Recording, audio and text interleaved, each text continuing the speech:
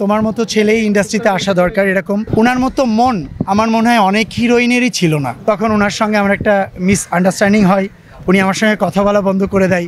আমি যখন ইন্ডাস্ট্রিতে আসি আমাকে তো মনে হোসেন দীপজল সাহেব উনি আমাকে নিয়ে আসে ইন্ডাস্ট্রিতে, আমাকে 1 বছর ফুলবাড়িয়াতে রেখে। তো তখন দীপজল সাহেবের একটা ছবি শুটিং চলছিল তখন, প্রবীরদা। তা আমি তো সবসময় টেলিভিশনে দেখেছি, কখনো সরাসরি দেখি নাই।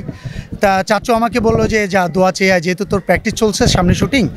তা আমি তার কাছে দোয়া চাইতে গেলাম।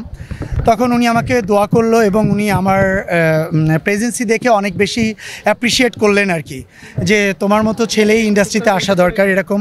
তোর পর থেকে দাদার সঙ্গে আমার মোটামুটি ভালো একটা রিলেশন বা বন্ডিং হয়ে যায়। আমি আমার ছবিগুলো যখন হয় এবং যখন আমি শিল্পী সমিতিতে আসি নেতৃত্ব দিতে, তখন তার কাছে আমি প্রথম দোয়া চাই যে দাদা আমি তো দাঁড়াচ্ছি, আমার জন্য দোয়া করবেন। উনি জিজ্ঞেস করলো কোন পোস্টে দাঁড়াচ্ছ তুমি? তা আমি বললাম তো আমার তো ফার্স্ট টাইম আমাকে ফারুক ভাই, মিশা ভাই, জায়েদ ভাই, দীপজল চাচু সবাই আমাকে এক্সিকিউটিভ মেম্বার হিসেবে দাঁড়া করাচ্ছে।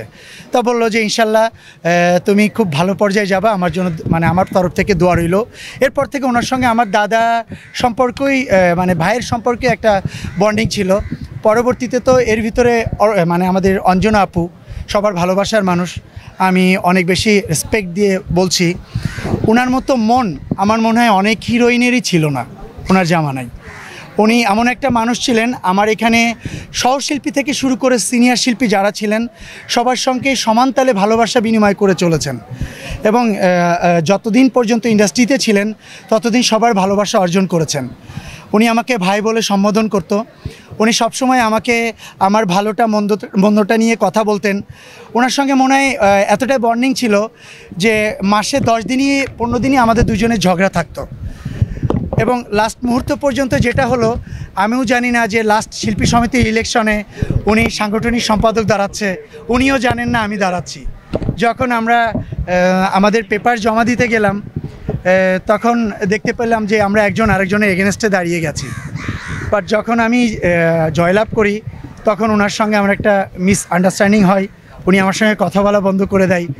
আমি ওনাকে অনেকবার রিকোয়েস্ট করেছি এবং মাপ চেয়েছি যে সিরিয়াসলি আপু এই পথটি হচ্ছে আপনার আমার, আমি আপনার হাতে তুলে দিলাম, মানে আমি তুমি মিলেই পথটা নিয়ে কাজ করব। তো এরকম অনেক স্মৃতি দুজনের আছে।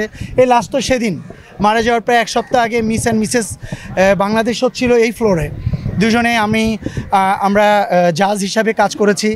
ওখানে একজন পার্টিসিপেট মেয়ে, তার সঙ্গে আমাকে পারফর্ম করার জন্য উনি জোর করে স্টেজে আমাকে তুলে দিয়েছিল। তো অনেক স্মৃতি দুজনের আমার আর তার, আমি তার কাছে অনেক ঋণী। আমার প্রথম নির্বাচনে উনি আমার পাশে ছিল। তা সত্যি এটা স্বপ্নের মতো লাগছে, দুজন মানুষ আমাদের পাশে নাই, মনে হচ্ছে এটা একটা দুঃস্বপ্ন দেখেছি। হয়তো বা কাল আবার আমাদের সামনে চলে আসবে, আবার ফোন দিয়ে বলবে যে জয় এটা ঠিক হয়নি, ওটা ঠিক হয়নি। তার অনেক আবদার ছিল আমার কাছে। ও অঞ্জনা আপু, আমরা জানি একটু